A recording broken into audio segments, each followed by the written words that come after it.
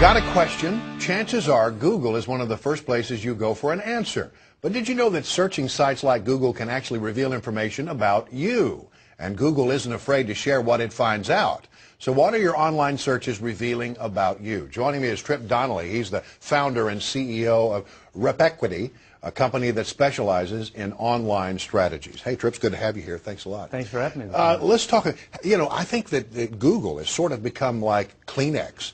Or like, you know, when you say, I'm going to get me a Coke, you may not really want a Coke, but you're going to get a soda. It's become a verb. Absolutely. So it is so common. I mean, it's most people's default search engine.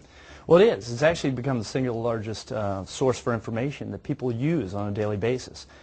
They go on Google or Yahoo or Bing. Let's not forget about the other two search engines, but largely it's Google that's still the majority market share.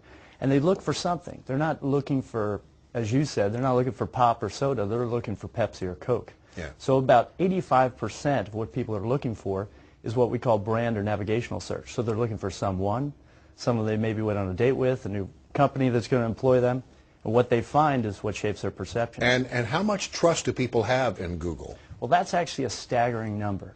It's amazing. 80% of people never go past Google page 1, and nearly 90% of them trust what's on Google page 1. So what that means, there's a very narrow window in which companies, people, and brands have to really control what the perceptions are out there in the market about them. And while you're getting information through Google, Google is getting information about you. Sure. How does that work?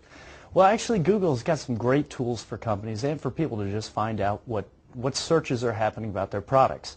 You can find out on the back end of any search where your searches are coming from. You can go into what Google calls Google Analytics, their search tools, and you'll find maybe a lot of your searches are coming from Hispanic areas and or Spanish-speaking countries. They click through, they want to buy a product, or they want to find more information about you. You might want to launch a Spanish version site. Yeah, so you learn a lot about how to market Absolutely. your product or yourself. Absolutely. You find out that searches are coming from Ireland, United Kingdom. And in many cases, we found with clients will surprise people actually where the searches are coming from. How about that? Well, Trip Donnelly, it's good to have you. Thanks for joining. Absolutely.